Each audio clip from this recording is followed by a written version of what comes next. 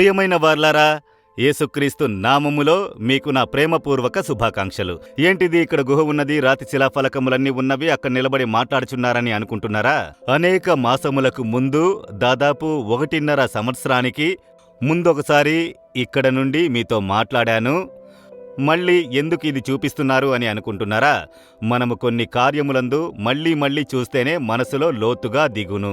మరిచిపోవునది జ్ఞాపకము చేయుటకు మీ హృదయములో లోతుగా నాటబడుటకే ఇక్కడికి వచ్చి నేను నిలబడి మాట్లాడుచున్నాను. ఇది తూతుకుడి జిల్లాలోని మనపాడు అనే స్థలములో సముద్రపు తీరాన ఉన్న ఒక గుహ. ఇది ఒక వ్యక్తి ఇక్కడ నివసించి పరిచర్య చేశారు.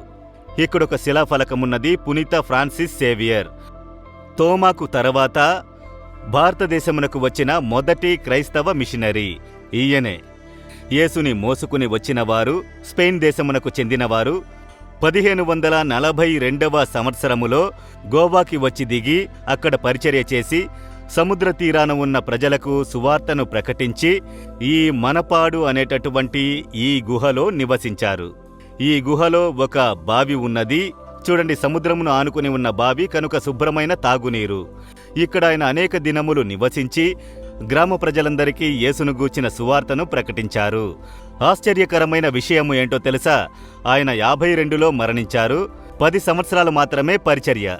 10 సంవత్సరాల పరిచర్యలో ఆయన 40 సంఘాలను అభివృద్ధి చేసి 40 దేవాలయములను కట్టించినారు. అది మాత్రమే కాదు, చివరి 3 సంవత్సరాలు చాలా తీవ్రంగా పరిచర్య చేసి అనేక ఆత్మలను రక్షణలోనికి నడిపించారు. అది మాత్రమే కాదు, జపానీయులకు, జపాన్ దేశ ప్రజలకు సువార్తను ప్రకటించాలి అన్నది ఆయన భారము. అక్కడికి వెళ్లేటప్పుడు ఆయన మరణించారు. జపాన్ దేశములో మొదటిసారిగా ఒక జాపనీస్ని రక్షణలోనికి నడిపించిన వారు ఫ్రాన్సిస్ సేవియర్ గారే. ఈయన ద్వారానే జాపనీస్ ఒకరు రక్షింపబడినారు. ఈ శ్రేష్టమైన దైవజనుని కొరకు మనము దేవుని స్తుతించాలి.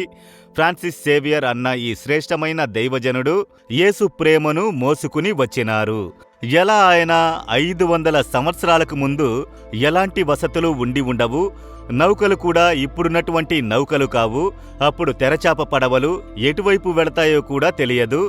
ఆ కాలములో ఆయన ఎందుకు భారతదేశమునకు రావాలి? దేవుని మీద ఉన్న ప్రేమ, భారత ప్రజల మీద ఉన్న ప్రేమ. ప్రభు అయిన యేసు భారతదేశ ప్రజలను ప్రేమించుచున్నదాన్ని గ్రహించి ఈ యేసుని గూర్చిన శుభవార్త వారికి ప్రకటించాలి. చీకటిలో ఉన్న ప్రజలు వెలుగుని చూడాలి. ఆ కారణంగా వచ్చారు. ఎలా ఆయన వచ్చారు? విశ్వాసము. దేవుడు తోడుగా ఉన్నారు, దేవుడు నడిపించును, దేవుడు ఆత్మలను సంపాదించునన్న విశ్వాసము. వేద గ్రంథంలో 1 యోహాను 5వ అధ్యాయము 4వ వచనము చెప్పుచున్నది, లోకమును జయించిన విజయము మన విశ్వాసమే.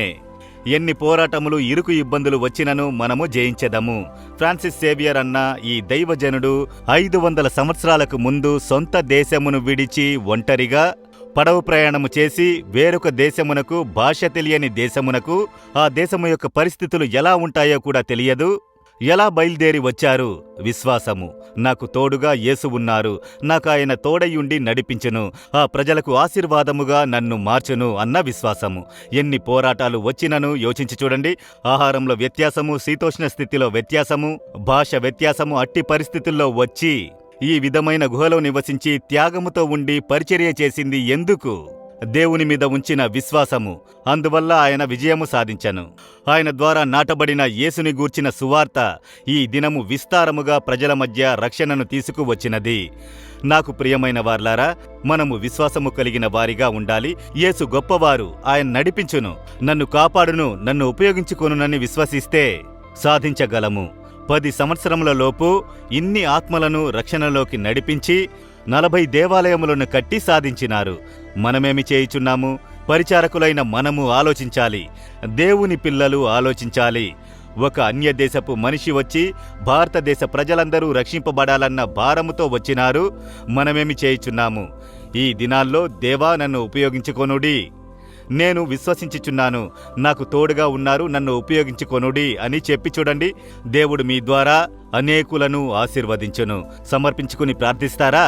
తండ్రి, మా దేశమునకు యేసుని మోసుకుని వచ్చిన ఫ్రాన్సిస్ సేవియర్ అన్న ఆ దైవజనుని కొరకు స్తోత్రములయ్యా.